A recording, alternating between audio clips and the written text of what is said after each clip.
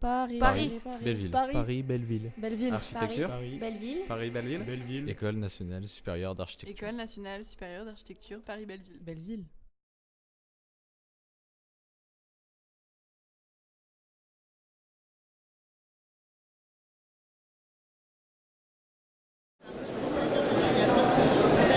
Alors, bonsoir à tous. On va commencer. Je suis donc Adrien Poulain et voici Kevin Fati. Pour ceux qui ne me connaissent pas encore, nous sommes donc jeunes architectes diplômés de l'école de Paris-Belleville où nous nous trouvons ce soir. Alors bienvenue à cette deuxième conférence du cycle consacré à l'habitat coopératif zurichois. Mardi dernier, nous avons reçu ici même Andreas Hofer et Claudia Thyssen, deux architectes et porteurs de projets coopératifs. Ils nous ont présenté quelques-uns des projets les plus ambitieux de ce nouveau mouvement d'habitat coopératif qui est en train de naître à Zurich. Et ce soir, nous allons parler, il était alors question mardi dernier de mode de vie, d'organisation et de fonctionnement économique. Et ce soir, nous allons parler davantage d'espace et d'architecture, puisque nous recevons des architectes qui ont conçu les projets de la Kalbreite et de Meralszonen, deux des projets les plus emblématiques de ce mouvement zurichois. Alors, pour ceux qui n'ont pas pu assister à la conférence mardi dernier, nous allons rappeler quelques principes. Donc, l'habitat coopératif n'est ni du logement social, ni de la promotion immobilière. Ce n'est pas non plus l'habitat participatif que l'on connaît actuellement en France. La coopérative d'habitat est un système solidaire où les habitants empruntent ensemble aux banques pour financer la construction d'un immeuble. Ils sont propriétaires collectivement de leur immeuble, mais sont locataires de leur appartement. L'idée n'est donc pas de concevoir son propre logement, mais bien de réfléchir collectivement à comment on veut vivre ensemble avec les autres. C'est-à-dire quels espaces collectifs mettre en avant, quelle organisation constituer, quelles relations entretenir avec ses voisins. À travers la coopérative d'habitants, le logement est identifié comme étant un bien commun et non un produit ou bien économique. La non-spéculation et l'organisation démocratique dans laquelle les personnes disposent d'une voix égale en sont les valeurs essentielles. La grande particularité des coopératives d'habitants, c'est qu'en se passant de promoteurs immobiliers et en remboursant progressivement l'emprunt contracté auprès des banques, elles arrivent à pratiquer des loyers jusqu'à 30% inférieurs à ceux du marché. Donc, l'habitat coopératif est très répandu en Suisse depuis le début du XXe siècle. Il l'est plus particulièrement à Zurich, où il représente jusqu'à 25% des logements de la ville.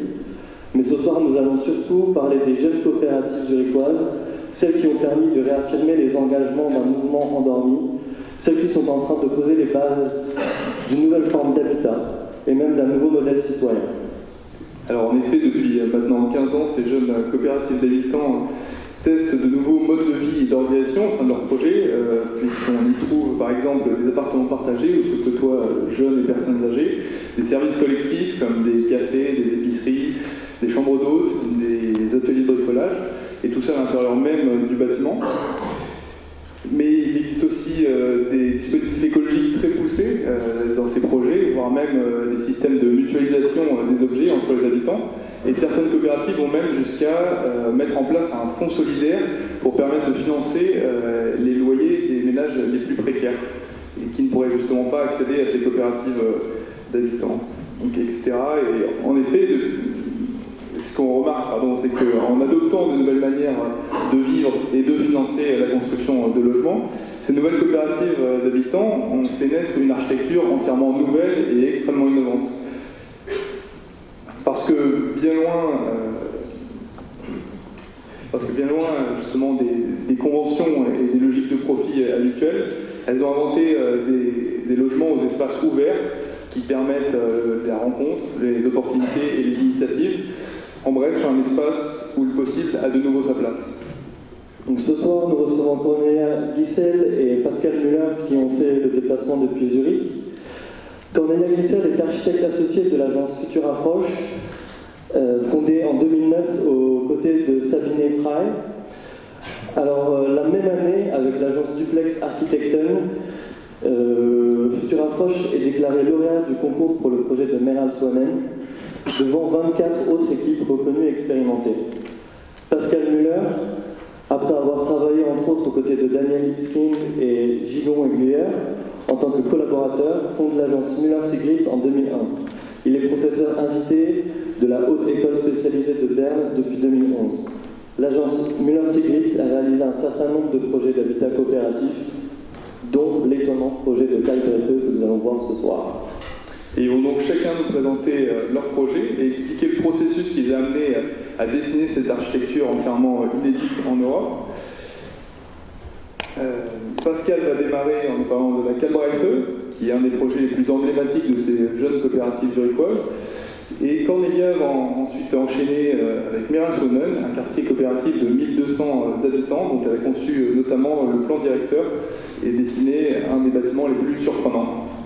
Cornelia, Pascal, merci d'avoir accepté notre invitation. On vous laisse maintenant la parole. Merci.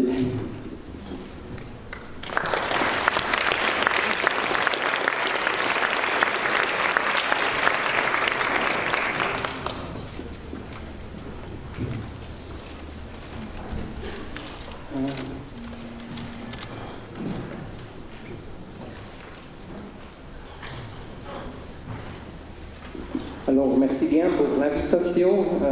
Je suis très honoré d'être en Paris pour présenter notre œuvre, exemplement l'ensemble de Kalbrete. Parce que je ne parle pas très bien le français, j'ai beaucoup d'images et un peu limité les paroles. Notre atelier, il a dit, a été fondé en 2001. Et tous nos commandes sont par des succès des concours. Alors, on est vraiment un bureau, un atelier d'architecture qui a ses commandes par des concours architecture. Et dans nos projets, on pense ou parle, travaille surtout sur l'aspect de l'espace collectif, parce qu'on peut pousser un peu aussi la limite entre le privé et le public ou l'espace collectif. Et ce n'est pas toujours seulement l'extérieur ou l'espace public, mais c'est aussi de pousser les limites entre les différentes fonctions. Par exemple, que ce projet ici, la municipalité, qui a aussi intégré des différentes fonctions. C'est une salle de réunion, aussi des bureaux pour la municipalité, et c'est ça c'est le premier mot, je crois. L'avant-toit qui est intégré dans un seul volume, qui est en même temps le couvercle du marché hebdomadaire qui est chaque semaine un marché local pour des paysans. Parce que c'est assez rural dans cette petite ville qui est 12 minutes avec voiture de Zurich au sud. Ou aussi l'immeuble E de Meereswonen que Cornelia va présenter tout de suite. C'est ici on a pensé d'intégrer l'espace collectif dans les balcons verts qui sont partagés par des logements, parce que ce ne sont pas des balcons privés, ils sont ensemble, ils sont partagés avec des différents logements qui sont derrière de cette structure verte. Un autre sujet, aussi typiquement dans le Kalbrete, on travaille toujours sur une architecture hybride. On pense que l'architecture hybride, c'est vraiment une architecture urbaine parce qu'il y a une mixité des fonctions et on essaye de connecter des choses qui ne sont pas partenaires, ils ne sont pas ensemble, mais on essaye de connecter et de trouver quelque chose de nouveau, une forme nouvelle. Vous avez un très beau exemple à Paris, c'est Harry Sauvage, rue des Amiraux. On aime beaucoup parce qu'avec cette piscine qui est intégrée dans l'énorme volumétrie des logements. On a fait ça, c'est le dernier projet qu'on a fini, c'est à Steinhausen, c'est une demi-heure au sud de Zurich. C'est un centre de commerce qui occupe tout le rez-de-chaussée et au-dessus, il y a des logements pour des âgés. Parce qu'on a pensé qu'il faut avoir dans la commune aussi des logements pour les plus âgés qui peuvent rester dans le village et rester dans le centre de la ville. Et aussi ici, on a intégré toutes les choses dans un volume et une toiture accessible, un court jardin qui est au-dessus la toiture du supermarché. Mais laissez-moi un peu expliquer aussi la situation à Zurich parce que c'est assez spécifique et assez spécial. Vous voyez ici une plan de la ville de Zurich et on voit qu'il y a un quart, presque un quart, ce sont des logements qui sont des coopératives ou des logements des propriétaires qui sont avec un but sans lucratif. Alors, c'est assez grand si on a un quart de tous les logements de la ville de Zurich qui sont... Alors, c'est un partenaire assez important. Et comment c'est possible? C'est aussi une des politiques de la ville de Zurich parce que la ville de Zurich est le plus grand propriétaire du sol. Et celui qui possède le sol peut faire la politique de l'urbanisme. Alors en Zurich, c'est 60% du sol qui est la ville de Zurich est propriétaire. Et ça fait toujours 36% du terrain en bâtir que la ville est le propriétaire. Alors c'est celui-ci qui peut diriger ou faire la stratégie parce qu'il possède le sol, non, le terrain à bâtir.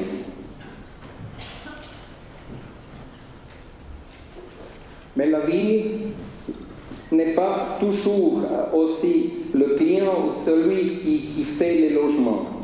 Normalement, il fait un droit de superficie, alors un droit à bâtir sous les conditions. Et c'est pour ça que les coopératives sont assez forts, parce qu'ils peuvent louer le terrain à bâtir par la ville.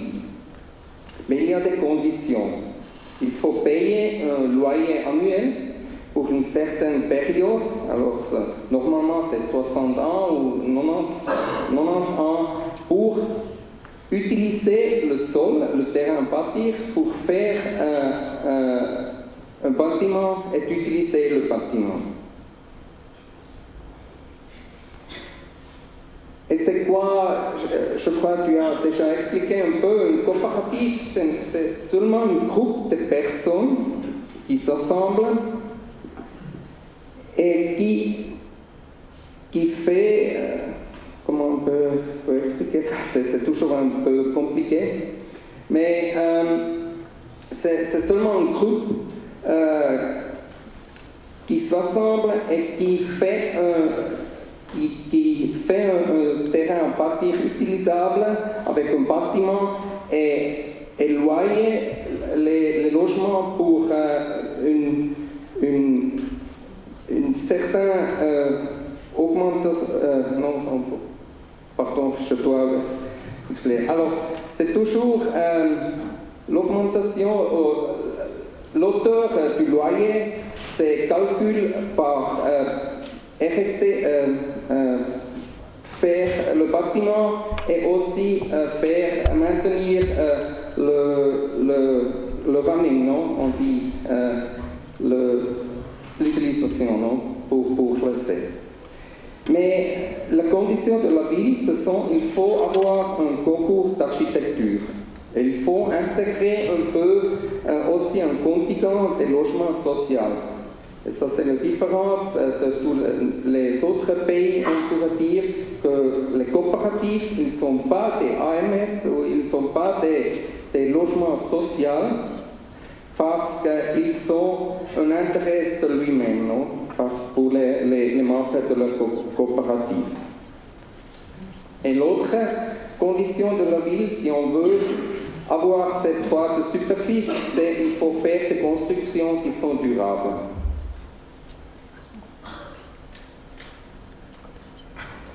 Alors pour nous architectes, c'est vraiment un instrument très très important qu'on installe ces concours d'architecture, parce qu'avec ça on peut maintenir la qualité pour l'architecture, et c'est aussi pour les coopératifs, ils peuvent trouver le meilleur projet pour eux-mêmes.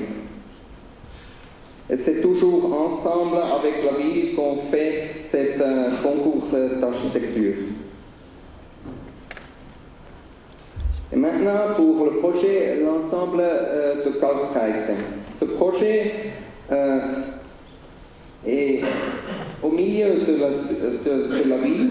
Je peux voir ici la situation. Là c'est le lac et ça c'est le gare de la ville, et c'est seulement 10 minutes au milieu de la ville que ça c'est la position de la Kalkbreite. Et c'était pas un terrain à bâtir parce que c'était occupé par des trams. Ils ont garé les trams ici seulement pour la nuit. Pendant le jour, c'était un terrain assez vide.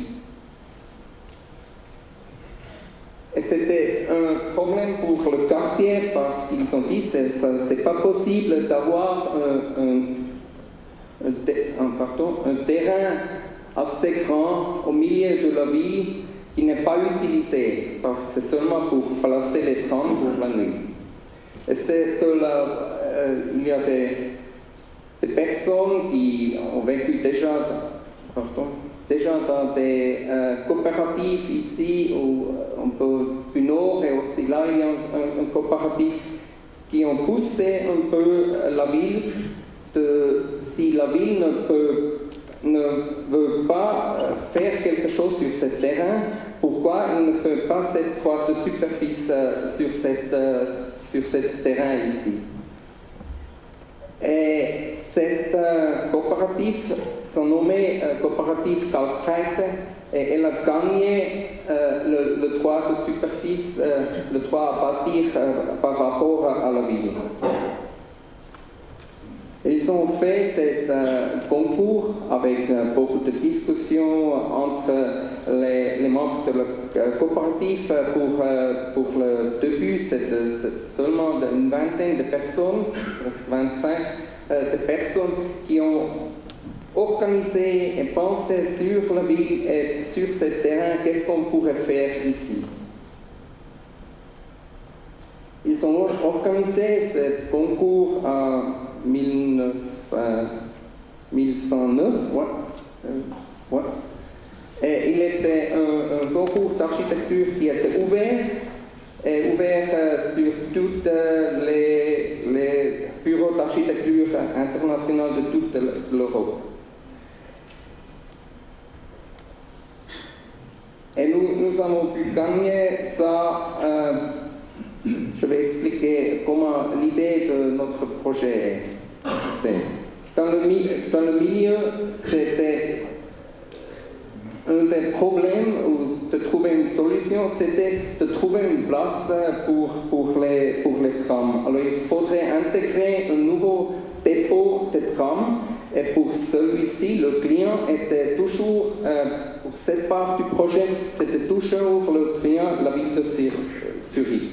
Alors il y a une part, c'était un client par la ville, et l'autre part avec l'espace des logements et de commerce, c'était la coopérative elle-même.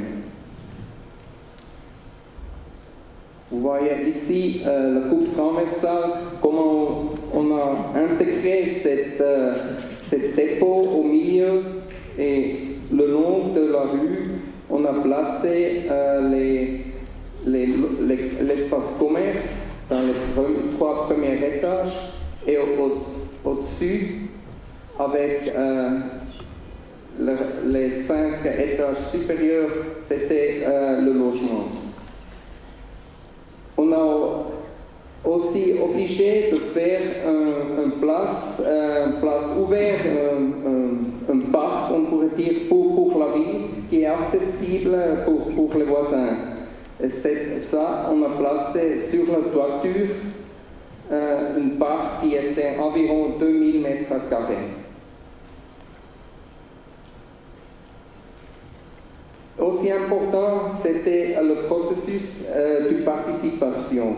Alors d'abord, les membres de la coopérative, ils ont évalué le programme, comment on pourrait vivre ensemble ici, combien de logements on pourrait avoir peut-être. Ils ont écrit le programme pour le concours ensemble. Après gagner, on a fait 3 ateliers avec tous les membres. Alors c'était ouvert pour tous les membres de la coopérative. À ce temps-là, on était déjà, je crois, 100 membres, une centaine des membres de la coopérative. On a fait un des ateliers sur la grandeur et l'épaisseur des logements, aussi sur la mixité des logements. Et l'autre, c'était sur l'espace libre. L'espace libre, c'est sur cette cour, mais aussi le long des rues. Et le troisième, c'était sur la façade. Alors on a présenté, on a discuté ensemble, mais faire la décision, c'était pas très démocratique dans la base. C'était toujours une commission qui est de la coopérative. Je crois que c'est assez important aussi pour expliquer un peu comment ça fonctionne de faire une participation. Mais les membres qui ont pensé d'être là, vivre dans la coopérative, ils étaient déjà intégrés dans le processus du développement. Ça, c'était la programmation, c'est un peu abstrait, mais c'était vraiment le dessin qu'ils ont rendu aux architectes. Et ils ont dit, ça, c'est notre programme. Vous voyez ici, ça, c'est la rue. Et le vert, ce sont des commerces. Le bleu, ce sont des bureaux. Et les autres, ce sont des différents logements, différentes formes de logements. Ils ont appelé ça SML-XL. Pour nous, c'était assez difficile de faire quelque chose de ce dessin. Mais ils ont aussi dit qu'il faut penser sur la limite de l'espace. Comment on peut consommer moins de l'espace privé? Vous voyez ici, ils ont pensé que pour la Kalkreite, le but c'était 35 mètres carrés l'espace privé. Il y a vraiment privé dans le logement. Et le moyen à Zurich, c'est maintenant à 42 mètres à carré. Alors, vous voyez comment on peut faire aussi une possibilité de vivre plus dense. C'est pas juste aller en hauteur, mais c'est aussi un peu se réduire dans la consommation de l'espace. Pour arriver à ça, on a dit qu'il faut partager l'espace. Toutes les fonctions qu'on n'a besoin pas tout le temps dans un appartement, il faut réunir et user ensemble. Alors ça, devenir l'espace collectif. Et si chaque logement donne 1 mètre carré, tout à coup, on a 100 mètres carrés d'utiliser ensemble. Alors c'est peut-être l'espace pour travailler. C'est peut-être une chambre pour des visiteurs. Ça, on a exclu dans l'espace privé et on a collecté, et avec ça, on a essayé de faire l'espace collectif. Mais c'est pas toujours aussi de se réduire, d'utiliser moins, c'était aussi d'avoir quelque chose qui est plus, c'est aussi plus que de logement, c'est de rendre un service pour les habitants. Alors il y a une personne comme des années 60, un concierge, un porteur, qui est là, qui est rendre des services pour tous les habitants. Aussi, il fait toute la maintenance et toutes les choses des travail petit dans le complexe. Et il est payé par la coopérative. Ça, ce sont les 3 premiers étages. Ce sont l'espace bureau et commerce. Et c'était aussi pour faire une activité pour le quartier, pour toute la ville. Alors, il y a une grande mixité, il y a des docteurs, il y a des restaurants, il y a un cinéma, toutes les choses qui aussi faire quelque chose pour le quartier. Ça, c'est le plan du rez-de-chaussée. Et vous voyez au milieu cet espace qui est le dépôt et qui divise l'espace bleu qui est l'espace de commerce le long de la rue. Ça, c'était notre solution de relier la rue et la cour intérieure, la cour jardin, qui est sur la toiture du dépôt. Et là, on voit cette cour, jusqu'avec le finissage, ça c'est maintenant, il y a 3 ans. Ça c'est ce niveau du cours. Vous voyez, on peut voir ça, c'est sur ce niveau-là.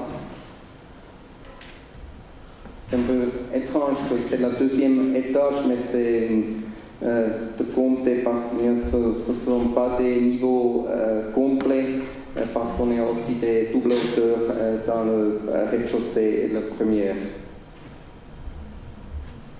Et là commence aussi la coopérative avec l'espace, c'est une pension, alors comme un bed and breakfast. Ça, ce sont toutes les chambres pour les visiteurs. Et à gauche du foyer, là, on a assemblé toutes des salles de conférence qui ont la fonction pour faire des conférences pour les bureaux, mais aussi le soir, les habitants peuvent utiliser ça pour faire des travaux, pour faire des coworking ou quelque chose. Il y a aussi un peu de logement sur ce niveau, qui est un peu surélevé autour du cours, et il y a aussi une crèche pour les enfants. Voilà, ici, ce sont vraiment cet espace collectif pour le coopératif. Et là, maintenant, ça c'était notre solution de cette grande mixité des SML XL. Alors ça commence à un espace avec seulement un espace très petit de 17 mètres carrés jusqu'à 250 mètres carrés qui a, je crois, 7 chambres à coucher. Et ça établit cette diversité aussi, les différentes formes pour vivre ensemble. Parce que si on a seulement le 2 ou 3 chambres à coucher, on a toujours la même situation, c'est toujours la petite famille ou le couple. Mais si on a aussi une chambre assez grande ou un logement assez grand, on a vraiment pour des communautés ou pour des coopératives, pour des plus grands groupes de la coopérative. y a des patchwork-familles, deux familles qui partagent un logement ou des choses comme ça.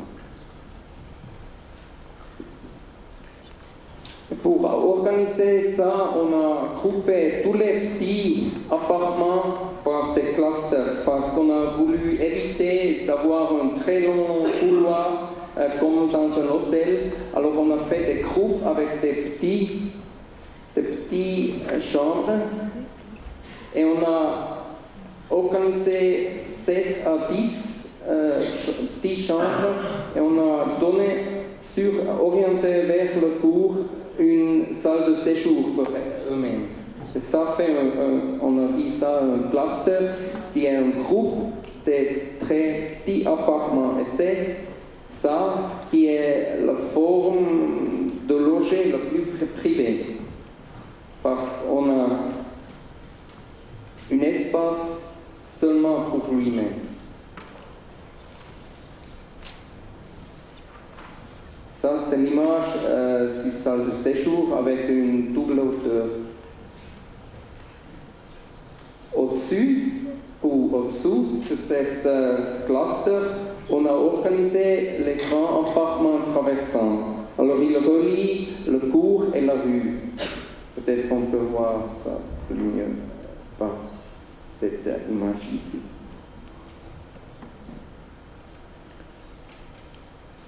On a décidé aussi de faire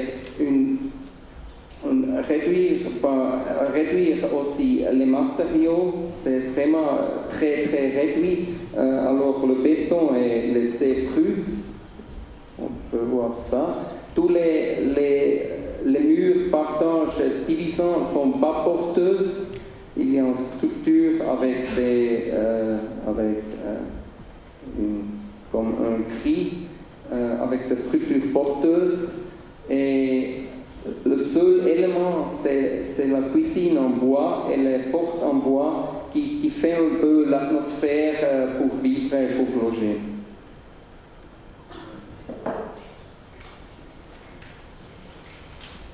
Avec l'idée du cluster, on a aussi joué un peu parce qu'on a organisé tous ces clusters. On a organisé par des différents niveaux. Alors ça c'est un cluster et ça c'est un cluster.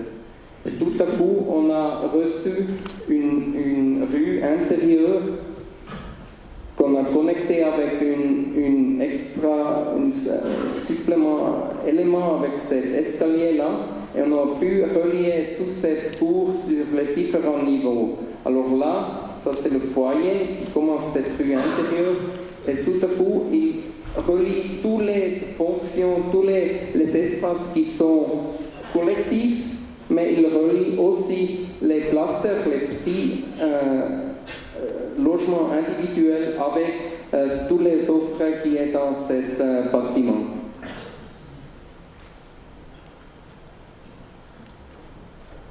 C'est vraiment comme Alberti, on aime cette qui a cité parce qu'il a dit un peu court, mais il a dit que comme la maison est comme la ville est organisée comme une maison, aussi la ville doit être organisée comme une maison et la maison doit être organisée comme une ville.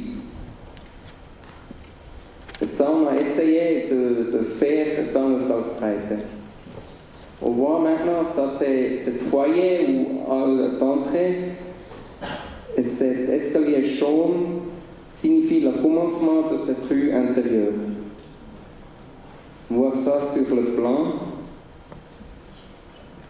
On est ici et on peut connecter dans cette rue à deux côtés de du bâtiment. Ici.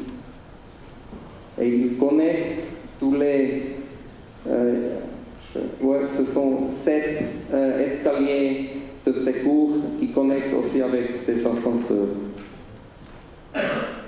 Et après, on a aussi décidé de ne pas faire des balcons privés, mais on a activé la toiture.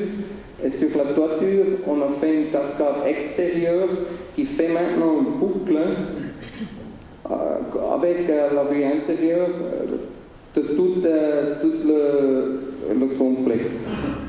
Vous voyez ici sur le toit, vous voyez ici cette boucle qui connecte maintenant tous les espaces collectifs du bâtiment.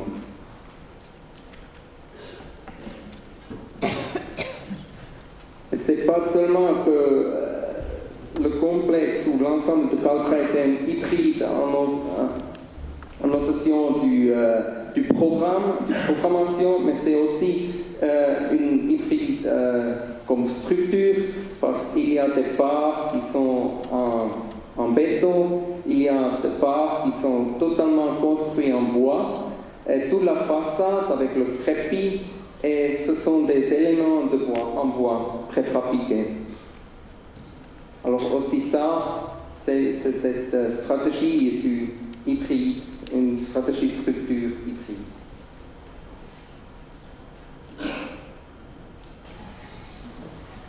Ok, c'est le fin.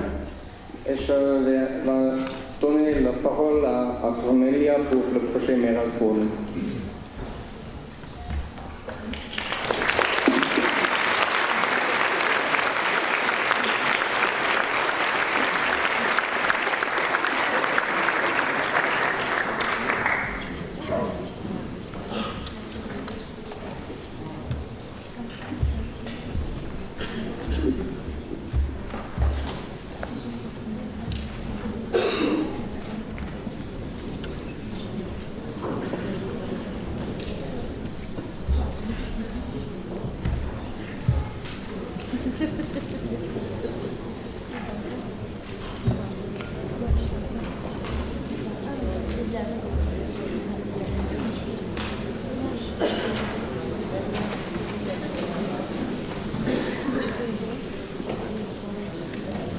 Alors, bonsoir mesdames et messieurs, de ma part, je vous remercie beaucoup pour votre invitation.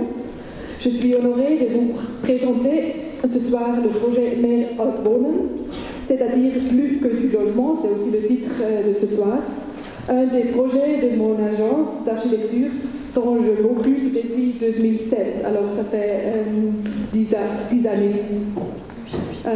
Il s'agit d'un projet exceptionnel sur chaque point de vue. Pour vous donner une idée, vous avez déjà écouté, ce sont à peu près 1200 personnes, plus ou moins 400 appartements et à peu près 150 postes de travail. Tout cela réparti dans 13 bâtiments, planifiés par 5 agences d'architecture et une de paysagisme. Alors, Mehr als Wohnen, c'est 3 choses. D'une part, c'est une coopérative avec ce nom. Les maîtres d'ouvrage d'un projet, de son premier projet, que s'appelle Mehr als Wohnen. Et pour le troisième, c'est aussi une idée, un but idéologique pour le projet. Alors, des fois, ça fait des confusions. Mehr als Wohnen, c'est le projet, c'est le maître d'ouvrage et c'est aussi le but. Alors, je ne m'en souviens plus, mais je dois avoir présenté ce projet une vingtaine de fois en public. Mais c'est la première fois que ça ne soit pas en allemand. Alors, je m'excuse et je vous remercie déjà pour votre compréhension. Il se peut que ce ne soit pas toujours très précis ou que ce soit parfois difficile à comprendre. Pour vous confronter avec la vérité, je vais changer maintenant à l'anglais et j'essaierai de répondre vos questions en français à la fin, si vous voulez. Alors, so now when we change to English, I feel a bit more comfortable, I'm sorry.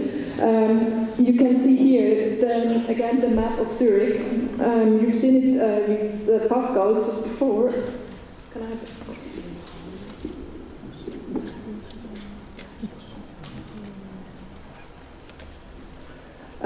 Kalkbreite is around here.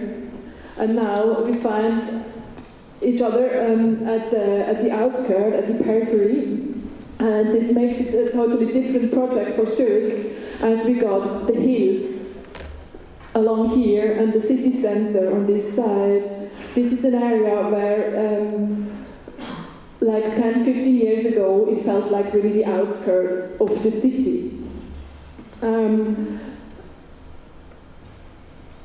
As we had it before, we got this 25% of public utility housing in Zurich. It's a 25% that is very diverse. It's all sorts of political colors and all sorts of social status that is represented, and it's all divided over the whole city map. You can see again the Lake of Zurich, and you can see the borderline of the community.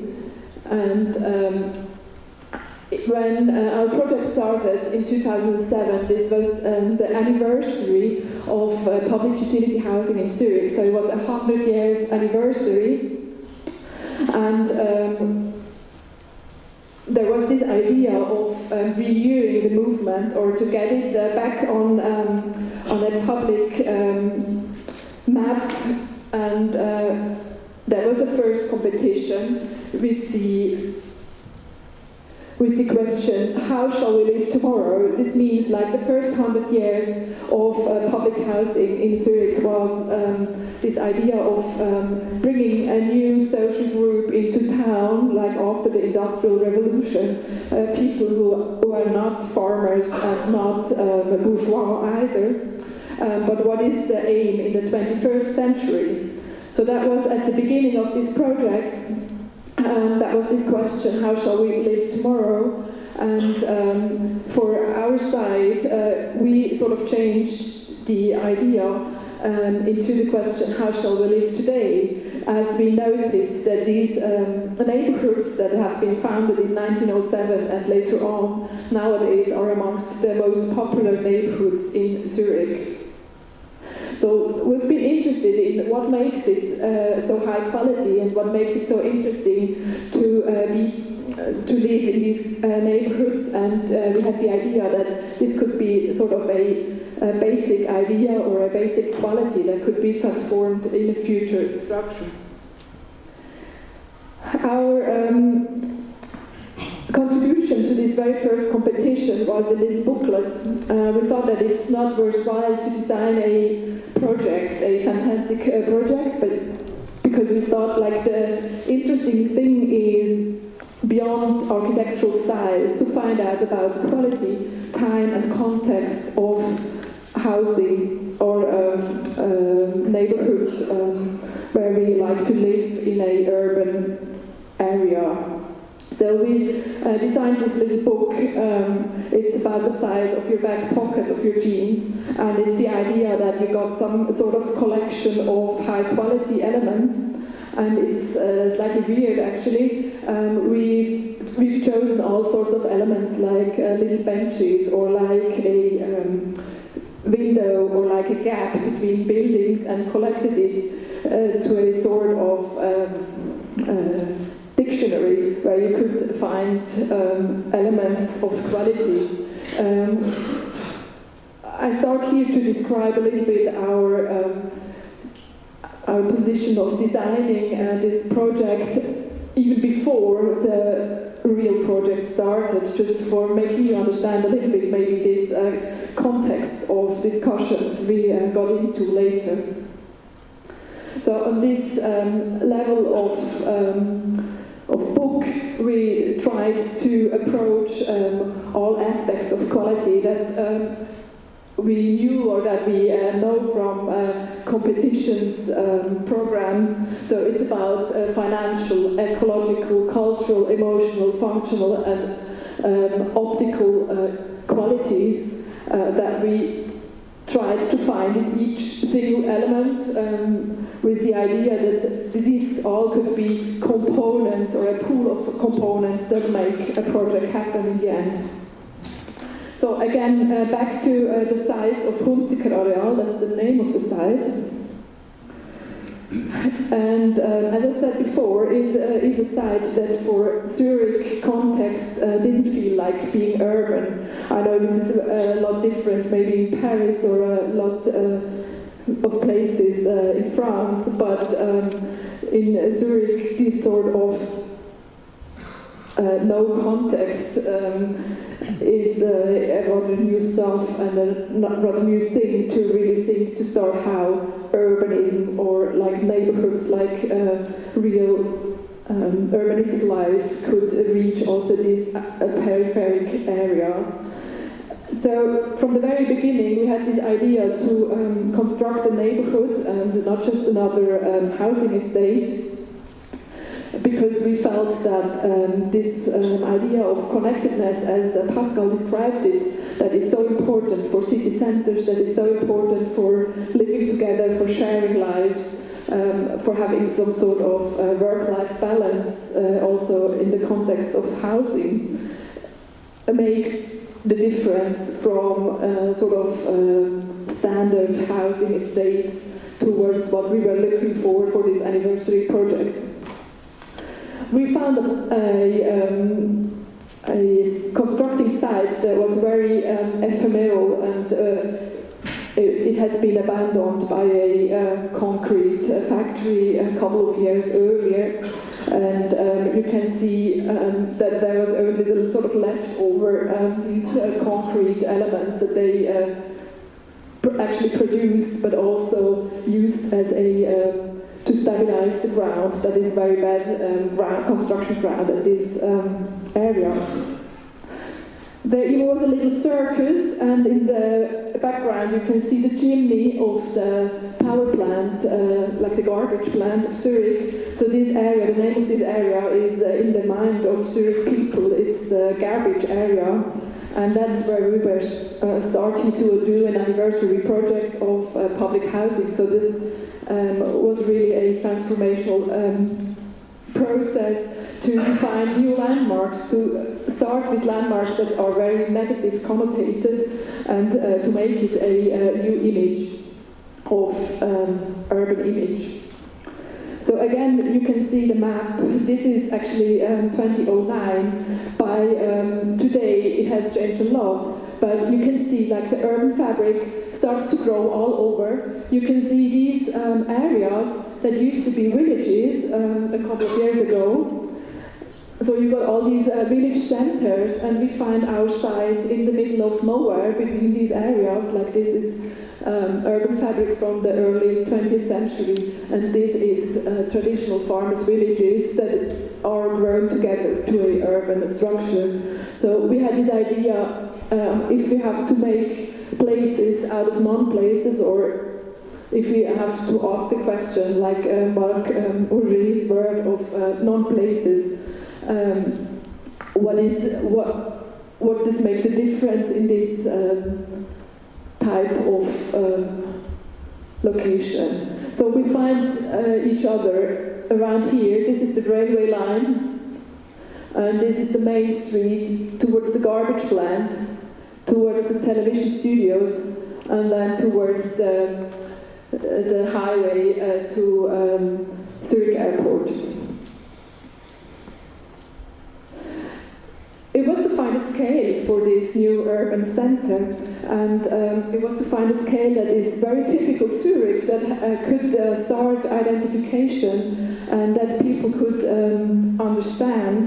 And on the same time, we couldn't take it from the neighborhood as usually we would study the context, but there was none, or none of high quality that we were interested in. So we found the scale and the measurements within the traditional city. We got on this side an image from the medieval city of Zurich, and we got on this side an image of these early 20th century neighborhoods. And above you got the shape of our site. So you can see that it was not only talking about a neighborhood, it really was more than just a housing estate project, especially for Zurich size. another important reference in the early design process was this map of Rome from the 18th century, a map that you might know from Giambattista Nolli. And what we thought was so interesting about it was this dense fabric of public spaces that do not make a difference. Either they were streets or squares or even interiors of churches or courtyards.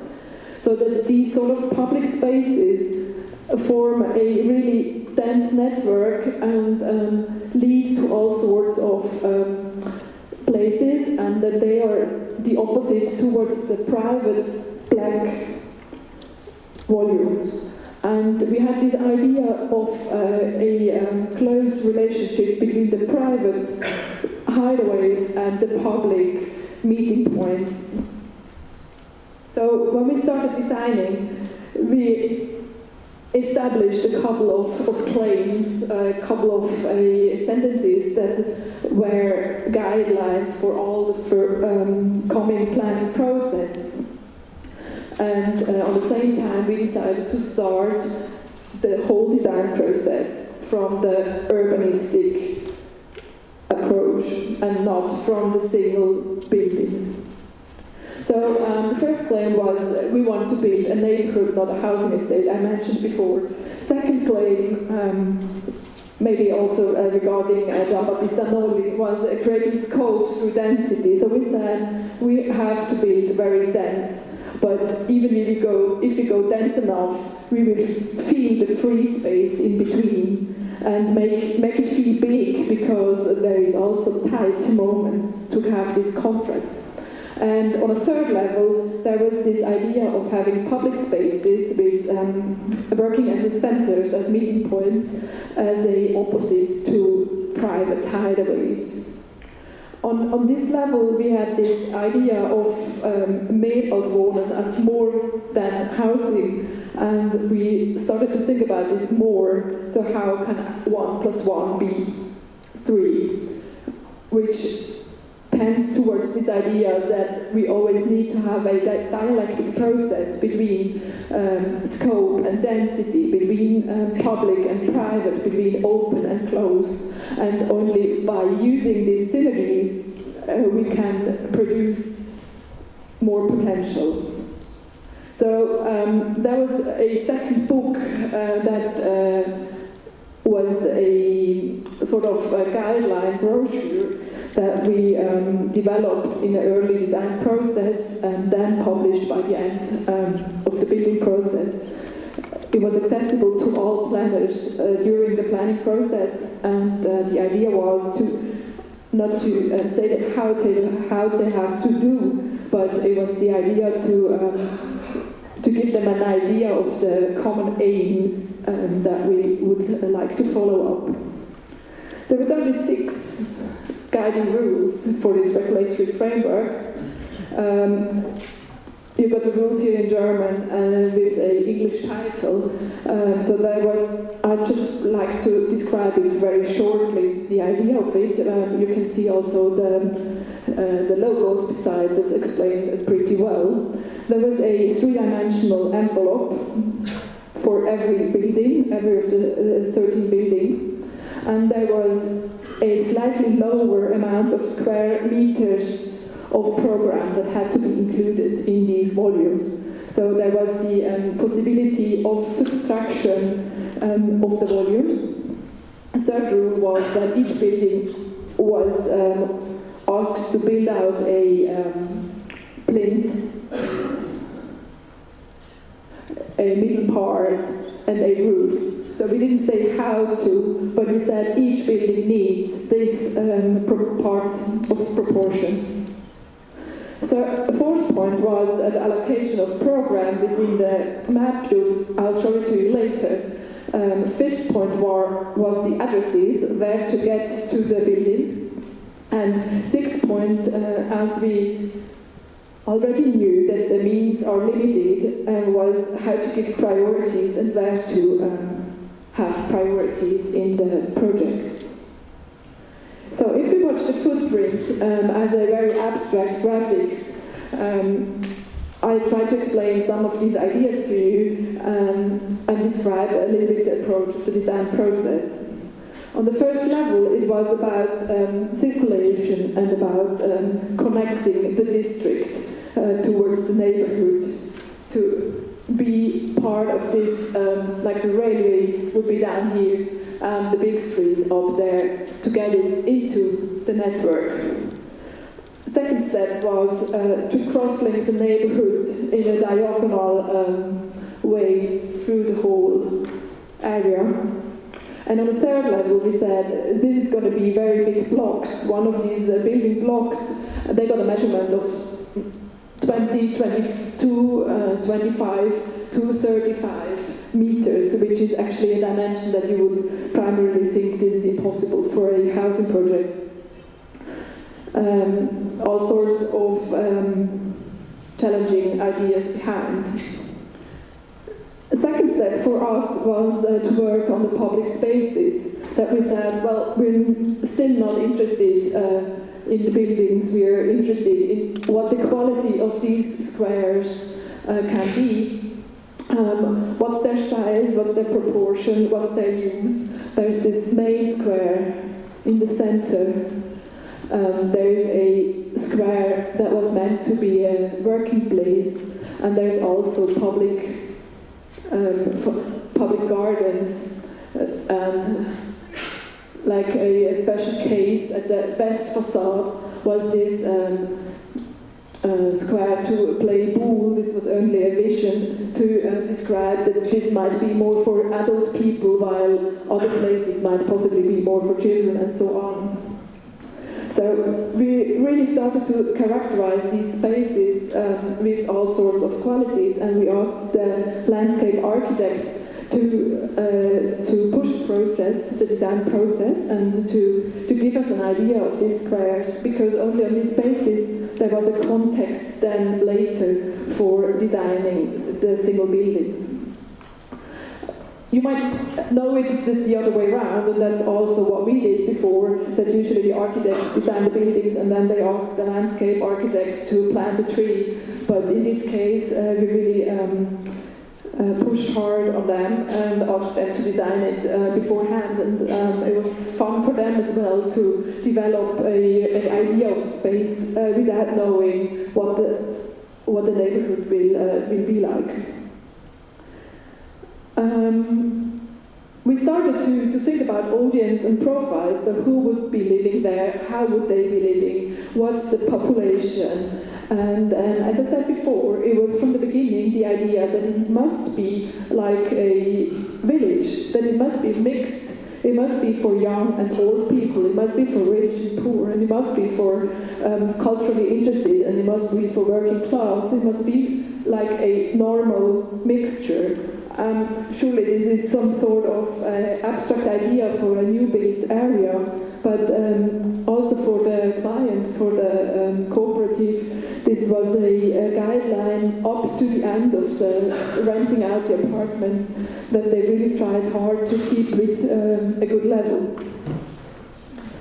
So when I come to the real project, I'd like to name the people that we're working on. As for the master plan, it was my office, Futura Frosch, together with Duplex Architekten and the landscape architect Müller Ilien. And luckily we got one more representative here tonight, Pascal Müller, who was also responsible for 3 buildings on site. So this team of architects started after the competition to work together. We started a ongoing process to develop this project on the level of these sort of main ideas I described, but still very open to what the further process could deliver. And we started this sort of dialogue board that was like 6 months in the early design stage, where we really developed the master plan parallel to the architecture, and met all couple of weeks to discuss learnings and to develop the further process. maybe this leads to the idea of this 1 + 1 is 3, of this sort of surplus that goes further than the housing program, and it also explains this idea of cooperative, not only on the level of owning the ground, and not only on the level of developing a program, but also on the level of developing an architecture or a vision of town. So when we first started, our first task was how to divide the buildings to the architectural offices. We didn't know actually how this further process would go on. It was an experiment for everybody. And funny enough, this was an international competition amongst 26 offices, and all the winning teams had their offices in a location of about 500 meters in the same neighborhood in Old Zurich. So funny enough, we met people we knew before, even if it was three generations of architects, and the youngest ones, so to say us, had to guide the process and to start it by division for architects. So we were slightly worried that this could be a difficult process, and I'm very happy to say that it was really, for us at least, it was really interesting, and I hope for the other architects too. So we started this process with the idea that if we divide the buildings between the architects, we have to make sure that the process works, even if it doesn't work.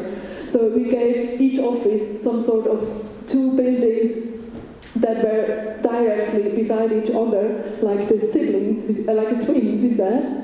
And then each office got a third one, like on a slightly different setting. Like this is Müller-Sigrist, and the third, this is Architekturbüro Miroslav Schick, and this is the third. So we really wanted everybody to be involved with the whole area and not just with their own little bit.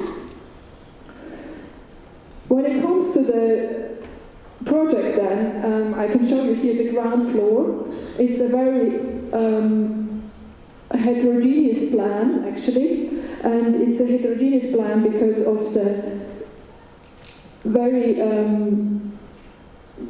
big program, a very big variety in program. You got all sorts of different uses. You got a bakery, you got a restaurant, you got a guest house, but there's also little shops around the main square. And only towards the south, towards the park, you'll find housing to a low level, and then the green spaces like the gardens and the parks around on this side. So you can see some sort of idea that the city and the green side are embracing each other. And lucky us, there was the school, which is not part of our project, that has been built by the city of Zurich a couple of years before, like watching out for this neighborhood to develop. And the school nowadays forms really a part of our overall concept, with the park of the school that is very important for our project. When you watch it on a general floor plan, you maybe find out the similarities of the buildings by the same architects. Not all of them are easy to recognize, but just for giving you an example, you can see Miroslav Schick with their sort of similar concepts to the 3 buildings that goes some sort of onion principle. I can't explain you all of the buildings, but I'll show you a little more about House A, which was the prototype in the competition. We developed it together with Duplex, and then Duplex took over for the realization, and I'll show you the sort of twin sibling that was done in our office. We developed all sorts of tools during the planning process to get these architectures together to form a family. I'm talking about siblings and twins, so that means that it's some sort of family in total. And we tried to find out is a way for communication not only between architect but also between architecture. This is in May 2012, just before we started constructing on site, and you maybe can recognize some of the similarities, that we got this sort of French windows in different buildings. We got this plinth that forms a object over all buildings and elements that can be found in different places. And you can see again this model that I showed you before, that was a working tool for all of us through the whole process. As I said, we're going to watch a building a little closer. This is House R. And you can see the challenge of forming a housing project within these very big blocks. You got all sorts of directly challenging neighborhoods. You got the big square. We got these very dense bits and pieces that make the less dense areas feeling squares. You got special views at certain positions, and this all led to a complex design of the interior that is some sort of similar to the concept of the urbanistic plan. You may recognize this image of blocks and space in between. And this is the basic idea of our architecture. An architecture that is about density and free scope, an architecture that is about privacy and public use, an architecture that leads towards this idea of living together in big groups. So, as for showing you the emblematic floor plan of one of these big apartments, so-called cluster apartment or satellite apartment, as opposed to the clusters that we've seen in Kalkbreite, here we really talk about one unit with one entrance door, and then in addition of private spaces that are rented by either single persons or couples, and then this sort of public space in between, the yellow, that is the kitchen, the dining room, the living room, but it can also be like the office space or a guest room. And these people share together the apartment with the idea of having something between a flat chair and a small apartment. The spatial idea that is behind might be shown with another reference, that is these Scottish tower houses, a typology that consists of very compact bodies and big complexity of space in the interior. And if I go back once again, you might get this idea of this sort of complexity that is within, and the compact body where we end up in the end. Just for giving you an impression how this it looks like, just shortly after moving in 2015, you can see this common kitchen, and you can have this idea of this fluent open space between the private units. And just for illustration, some examples of how to use the common space in between for different types of program.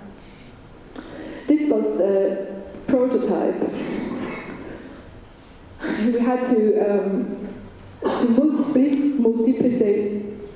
multiplicate this prototype towards different proportions of buildings, and we also wanted to multiplicate the idea and develop it further.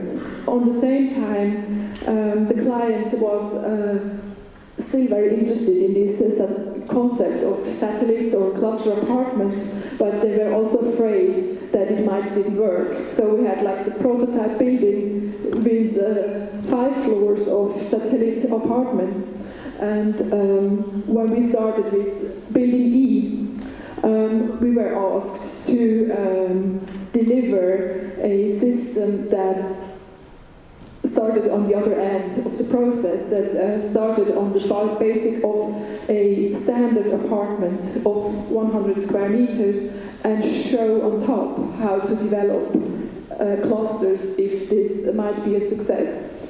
So that was a challenging process for us then to start this building, the design process.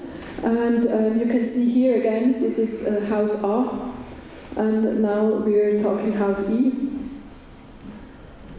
Again, we had this, we wanted to develop further the concept of density and free space. We wanted to develop further the privacy issue within a common living area, because we had this idea that a flat share as a student is very nice and funny, but when you want to develop further this idea of living together, you might need, you've got other requirements. You want different qualities of space, and on a long term you need more offers to how to live together and to keep your privacy as well. So this is the basic plan, and as you can see, maybe there is a different levels of approach to this plan. On one hand side, we decided to have this conceptual idea not only on the level of programming, but also on the level of construction. That we wanted to have a different atmosphere, a different quality of space or of materials within the private spaces. You can see them in red, and as opposed to the public spaces, you can see it in blue. And so in a very early design stage, we decided to have the red ones in massive timber and the blue ones in cast concrete. So that would give us a totally different atmosphere from the first step, even if there was no additional lining later and designing. For giving you an idea of how this looks like, this you have this concrete in the world. You've got this sort of urban space that goes into the building. And you can see like the entrance doors and the kitchen window of each apartment within the staircase. So you remember the footpaths, like the circulation map I showed you in the beginning. So that was this idea that public space is maybe not only in the exterior, but public space is also within the building. Second, you enter the apartment, you're still in the sort of blue type of area, you're still in a public area, and but you're within the apartment, and then you can see behind the door here, starting a new atmosphere of the private element or the private hideaway that is in timber and additional quality. When we watched it in map, what we've just seen was the staircase with the courtyards, the kitchen window, and the entrance door. We can see again how the exchange here to the public can work. Then you can see the main living room here. The image was photographed from this side, where you got the living room, and you got this whole potential of the private area with the special hideaway, so that actually could be just a corridor for these 3 sleeping rooms, but as it goes towards the window and it is slightly wider than a regular corridor would be, can work almost like another sleeping room, especially when you think about bigger families living in these apartments. And this really gives you an additional offer for doing homework, for school, for reading, for whatever, doing your hobbies or something, music. You're still in the public part of apartment, but you're one step behind. And for getting back to the main plan, I'd just like to show you how the apartments are divided. This is like the regular floor plan, where you got like 1, 2, 3, 4, 5, 6, 7 apartments on the same floor, and only by leaving out these little walls and opening the shaft, like the technical shaft in the kitchen, we end up with 2 cluster apartments, again with a very similar spatial concept as we've seen in House A, with the private unit and the common space in between. Obviously it's slightly different because it's a thought from the other side. It's also slightly different because these units are made for up to 3 persons, so this could be like couples, or it could also be families with a single parent, or different sort of a different viewpoint for the minimal unit. And it was this idea was so successful in the building that we ended up with not having a regular floor plan anymore. Like, it's 5 floors, and each floor really works with a different program, because it was so easy. And during the renting out and during the construction process, there was a different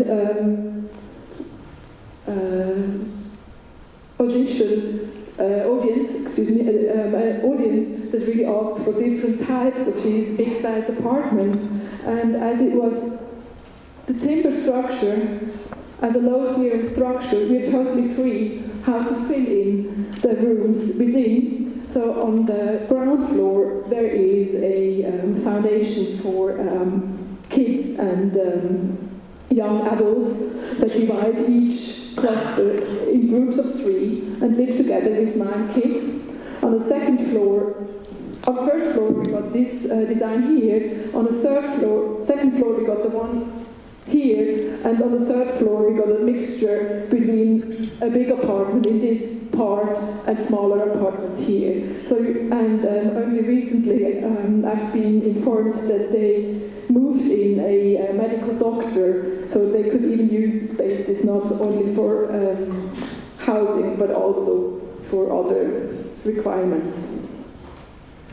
I'd like to finish with a couple of images that show maybe some of the components that we think are basis for a persisting quality in this area. So we got again the public space and the meeting points. We got the gardens within public space. But we also got the private gardens that are hideaways within the urban fabric. We got this special type of balconies that might be gardens in vertical structure. We got ground floor program that gives a active life to the neighborhood. This is a small atelier. This is like an office, like a single office. This guy, his family lives in the 3rd floor of the building, and he's a agent for technical materials, and works just travels with his clients and works 2 or 3 days a week in the ground floor and can then watch to his children. Or we got this sort of communication that gives the neighborhood a context and identification level. It's a lot about scale, it's a lot about site-specific ideas, and it's also about diversity. On this image you can see 2 buildings by Pool Architects, 1 building by Miroslav Šík, 1 building that's House A by Duplex and us for the prototype, and you can see 1 of the buildings by Müller Sigris, and all together form an urban fabric that is now only 2 years after opening, really very lively and very bustling. And you can see some images from the annual summer party that they held in the public space. And I would leave you with this final image of a neighborhood as a part of a dense, lively and attractive city.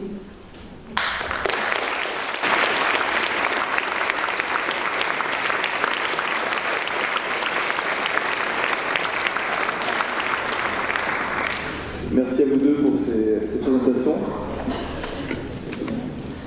On va peut-être maintenant passer aux questions du public, s'il y en a.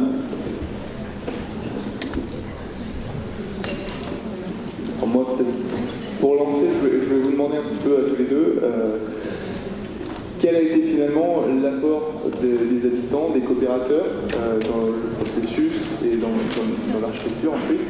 À quel moment ils sont intervenus? Vous parliez de commission des habitants. Quel a été le rapport à la participation habitante dans ce projet?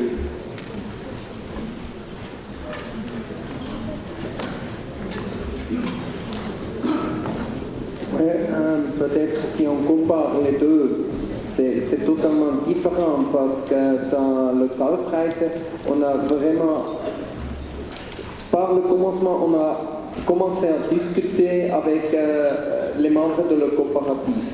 Ici, c'est une coopérative, le plus que logement, mais qui est une commission des architectes et des professionnels. Et ils ont décidé avec les 4 bureaux d'architecture qu'est-ce qu'on veut faire. Alors, c'était, les habitants étaient arrivés plus tard dans ce projet-là. Oui, c'est peut-être la différence que ici, ça se traite de ce projet d'anniversaire. Alors, il y avait l'idée que toutes les coopératives de Zurich soient représentées avec ces idées. Et c'est aussi un projet, une opportunité pour les coopératives pour expérimenter des choses qu'ils ne savent pas faire eux-mêmes.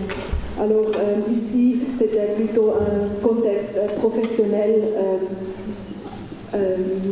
qu'on a commencé et peu à peu, les habitants sont venus sur place et vous voyez que maintenant, c'est les habitants qui prennent la conception et c'est aussi avec les paysagistes, ils continuent la formation. Alors ça a changé pendant le processus. Il y a des questions?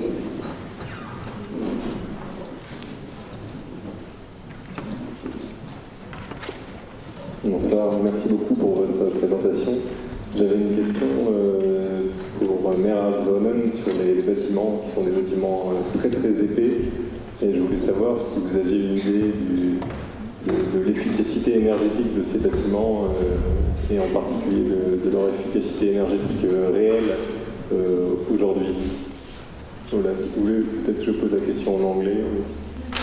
Peut-être vous répétez en anglais. C'est It's about Mehrheitswohnen and the buildings. The buildings look extremely big, and I wanted to know if these sort of big buildings were more energy efficient, and if you had any results about the energy efficiency, and also about the 2000 watt society. Ok, j'essaie de répondre.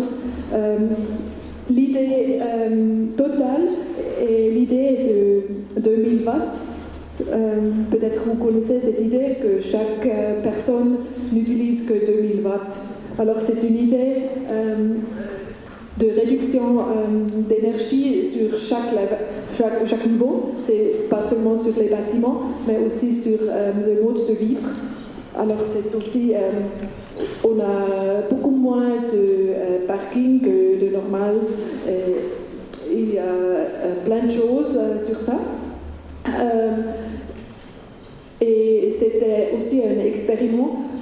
Les 13 bâtiments ont des différents concepts techniques. On voulait essayer et comparer les possibilités. Pour commencer, la chose plus importante était les bâtiments compacts.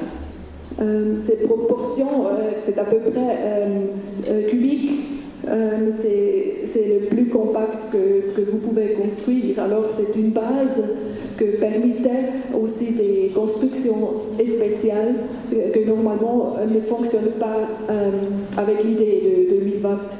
Alors il y a un bâtiment en béton massif et toutes ces idées-là. Justement, il y a quelques mois, j'ai vu la première analyse sur les vraies conditions maintenant. Et c'est intéressant de voir que les bâtiments plus expérimentaux ont pour maintenant, ont une balance meilleure que ceux qui sont construites sous les principaux techniques qu'on utilise normalement. Alors, cette idée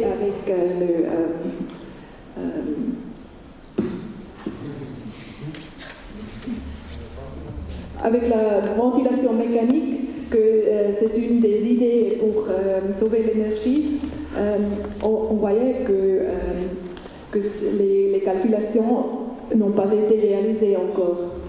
Peut-être ça vient avec une meilleure utilisation, mais quand même, c'est intéressant à voir que les calculations d'énergie, beaucoup de fois, ne font pas la réalité. Oui, c'est ça?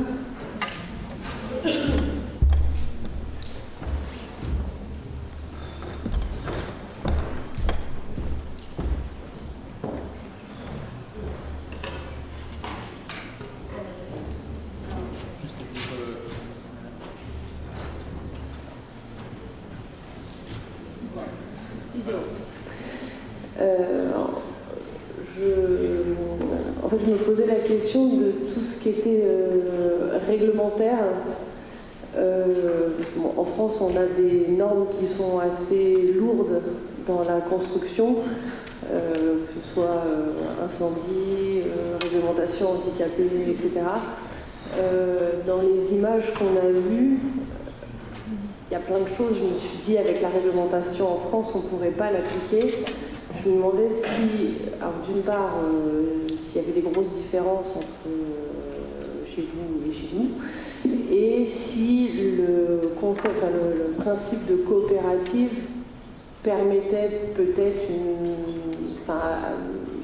autoriser certaines choses en termes de construction et de conception, du fait que ce sont où les futurs habitants participent à la conception, des privés. Ouais, mais c'est pas correct. Ce sont les mêmes règles, mais les règles sont différentes de pays d'un pays. Non? Mais on ne peut pas éviter les règles si on construit pour les coopératives. Ce sont les mêmes règles. Ouais. Quand même, il y a plein de choses, comme vous voyez, qu'on a développées ensemble avec la ville de Zurich. J'ai l'idée que c'était pareil chez Kalkbreite, où il y avait des cas qu'on n'a pas trouvés avant. Il y a des questions que jamais personne ne s'y a pensé avant. Alors, on a essayé de développer aussi des solutions et comme les coopératives représentent une grande quantité à Zurich, ça ne fait pas des règles différentes, mais ça fait jusqu'à un certain point, ça fait l'intérêt plus grand d'aider ou de trouver des solutions. Par exemple, pour l'idée de ces appartements de satellites, c'était une très grande discussion de définition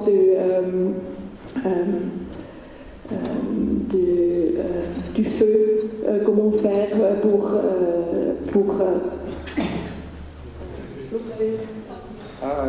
oui, et à chaque point, on parle d'un appartement et à chaque et à quel point on parle de l'escalier. C'était important pour la discussion et c'était pas du tout facile de recevoir le permis. Mais je pense que c'est un des buts de ce projet de développer des conceptions, de construire les idées et d'avoir une base pour futurs projets.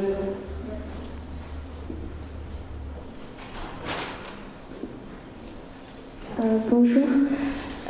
D'abord, j'aime beaucoup cette idée de partager des espaces entre les habitants. C'est une mutualisation entre eux. Mais j'ai deux questions. Premier, c'est comment les habitants gèrent les espaces publics, les espaces partagés, par exemple la propreté, honnêteté, etc. Et question 2, c'est quels sont les types de personnes qui habitent ensemble, quelles sont leurs professions ou âges, etc. Oui, alors dans le Taubrek, c'est vraiment un système qui est... On essaye d'utiliser toujours l'espace. Alors, c'est une fois, c'est l'habitant qui peut utiliser l'espace commun ou collectif, mais c'est aussi un citoyen qui peut, par Internet, il peut réserver par exemple une salle de conférence ou la cafétéria, mais où c'est un bureau ou quelqu'un qui travaille dans le complexe, il peut aussi, via Internet, il peut faire une réservation. Alors c'est toujours les trois qui peuvent, ce sont les bureaux qui peuvent utiliser cet espace, ce sont les commerces qui peuvent, mais c'est aussi l'habitant qui peut utiliser ça. Chez Meralswohlen, il y a deux types d'espaces communs. Il y a le type d'espace commun dans l'appartement. Et alors, c'est de 6 à 9 personnes à louer l'appartement et ils discutent entre eux.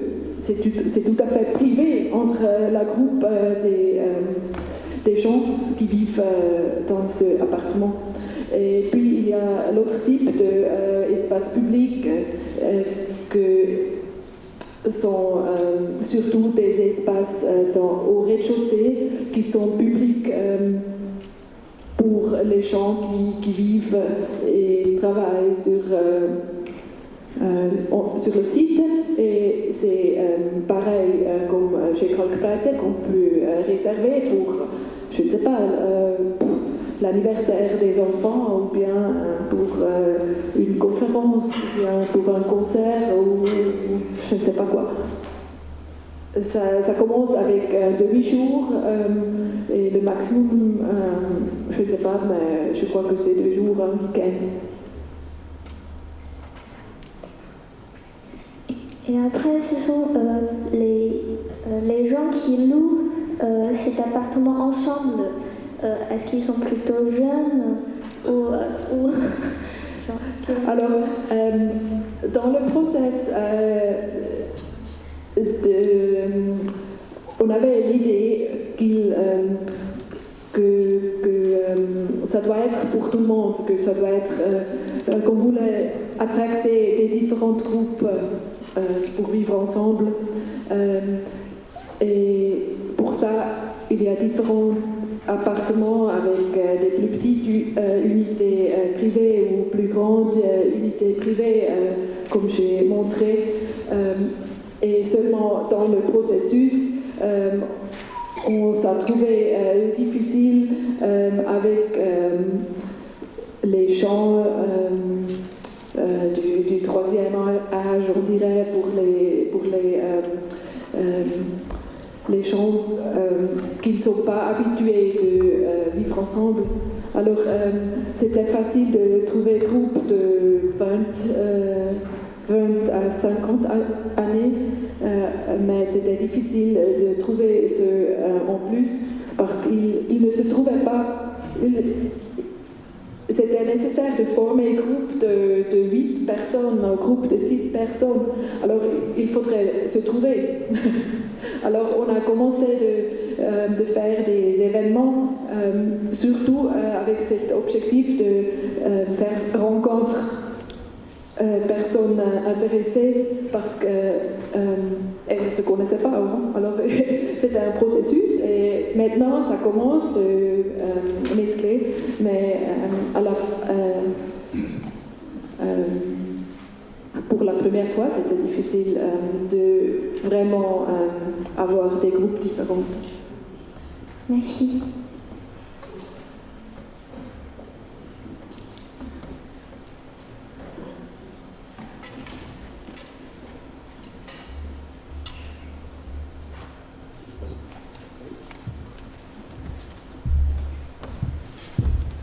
Merci.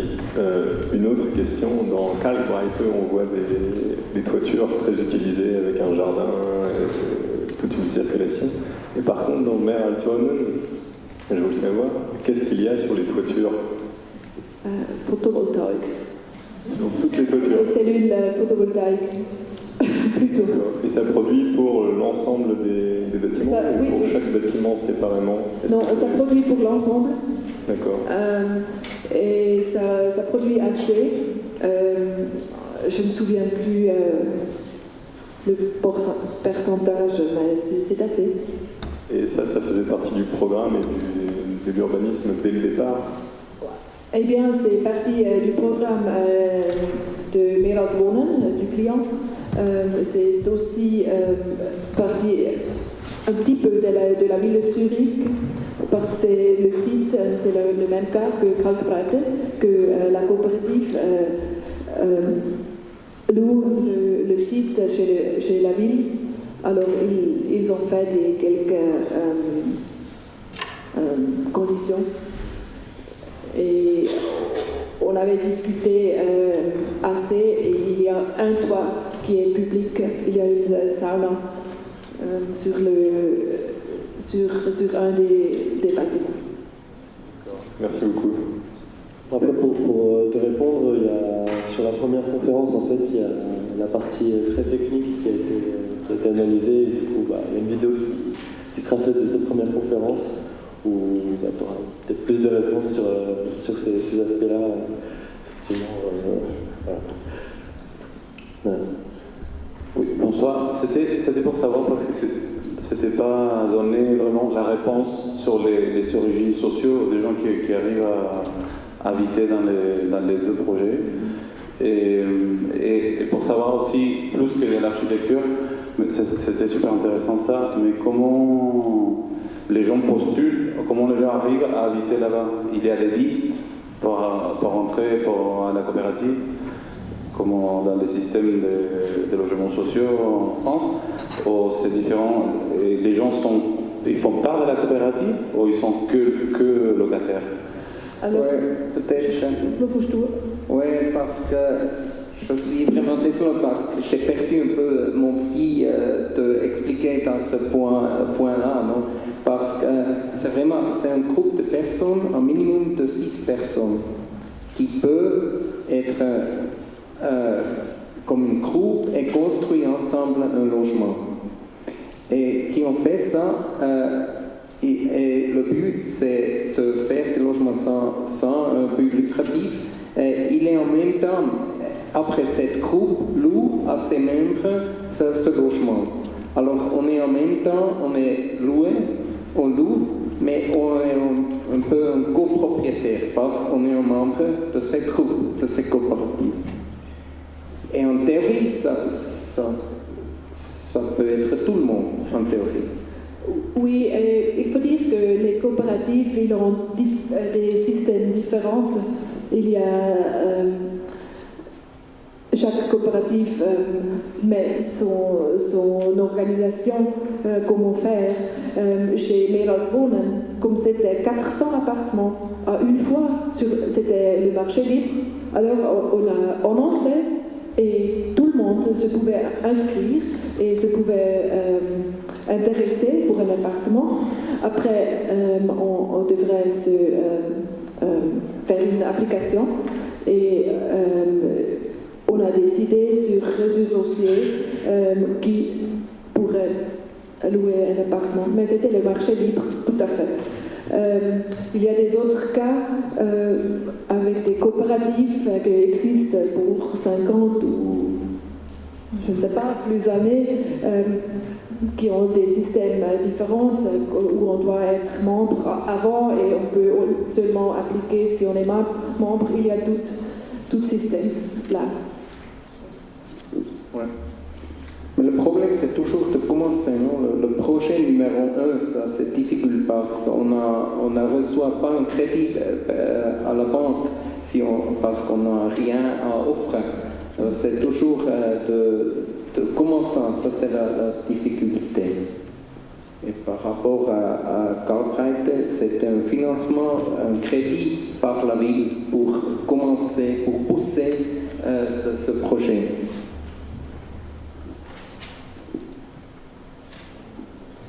J'ai une question qui est assez proche de la précédente, sur plutôt la mixité sociale. C'est-à-dire, j'imagine, vous parlez du libre marché, donc j'imagine que c'était ouvert à plusieurs classes sociales en plus des différentes classes d'âge. Donc ma question, c'est plutôt sur le temps. Comment vous assurez une continuité de la mixité sociale et comment vous prévenez la gentrification de ce type d'habitat? J'imagine qu'il y a pas mal d'exemples qui sont devenus très gentrifiés par la suite. Et quels, du coup, sont les systèmes financiers, peut-être pas mis en place par vous, mais qui sont utilisés dans les coopératives pour prévenir ce genre de choses? Alors, vous posez une question importante et je pense que cette discussion n'est jamais finie, surtout sur la gentrification. Mais quand même, il y a quelques concepts qui aident. Et une chose qui est très importante, je crois, que c'est la plupart des coopératives, ils ont des régulatifs sur combien de personnes sont nécessaires pour l'appartement. Et normalement, c'est la quantité des habitations moins 1. Pour chaque chambre, il besoin un minimum d'une personne. Alors si on a un appartement à 3 chambres, ce sont 3 personnes. Mais il y a 3 chambres à dormir, plus 3 chambres à dormir, plus le living, c'est 4. Bon, alors. C'est comme 3 bedrooms. C'est une des idées plus importantes que ce n'est pas les appartements plus grands sont pour des familles et les personnes singulières ne peuvent pas louer un appartement de 100 mètres carrés, par exemple. Alors, ça aide le changement. Mais en même temps, chez Meereswohnen, il y avait le problème qu'on avait trop de familles. C'était la conception. On a pensé que ça va être plus ou moins 1000 personnes. Et dans le process de louer, il y avait un point quand on s'est dit qu'on ne pourrait plus accepter les familles parce qu'il y avait trop d'enfants. Et c'était un problème pour l'école à côté. Et c'était aussi un problème pour le futur quand il y a toute une génération d'enfants qui sont allés à vivre à Meereswohnen 2015 à l'âge de 1 à 5 années. Alors 15 années plus tard, ça va être une quantité incroyable de teenagers. Alors on s'est rendu compte qu'on devait changer le système d'élection des applications, par exemple. Et c'est aussi un système à Zurich qu'on n'a pas un ghetto ou comme sorte de banlieue, parce que c'est toujours seulement 1% ou 2% des logements qui sont des logements sociaux. Et la coopérative eux-mêmes, en la temps de construction, ce ne sont pas vraiment des appartements assez chers, ils sont assez chers. Mais parce qu'il n'y a pas le but spéculatif, il reste au niveau et il n'augmente pas, non? Alors à 10 ans, c'est un appartement qui n'est pas cher. Oui, c'est très important, c'est 13 ans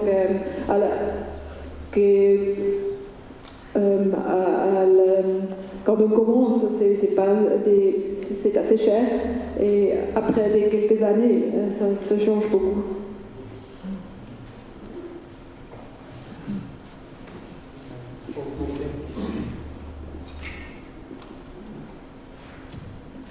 Faut un peu de force. Une question plus terre à terre. Vous êtes architecte, vous avez une pratique ailleurs, donc vous avez, j'imagine, construit d'autres bâtiments pour des promoteurs, peut-être, pour du logement social, pour, je sais pas, pour d'autres types de logements, mais dans un autre contexte. Et comment se situe le coût de construction de ces opérations, le coût de construction, le price per square meter, de ces bâtiments? Est-ce qu'ils sont au même prix que pour le privé et au même prix que pour le logement social, ou est-ce qu'ils sont réellement aussi moins chers à construire? Oui, c'est aussi une question très difficile. Pour dire parce qu'il y a pour la coopérative, le but c'est différent, non? Si on est un client qui est investisseur, non, ou un investisseur, il veut avoir un logement qui est capable maintenant sur le marché et il peut, pour une groupe de personnes qui sait ce qu'il est, et il veut faire vendre ça très vite, non? Mais il ne pense pas pour le futur. La coopérative pense différent. Elle pense comment est la qualité de mon appartement à 10 ans, à 20 ans, à 30 ans, parce qu'il est toujours le propriétaire. Alors c'est un totalement différent but. Et heureusement, ils ne sont pas plus chers. C'est la différence, non? Et parce que normalement, il n'y a pas le but spéculatif et normalement, ils n'ont pas le prix du marché du terrain à bâtir, c'est moins cher. Mais la construction est pas moins chère. Peut-être c'est encore un petit plus parce qu'ils pensent pour le futur.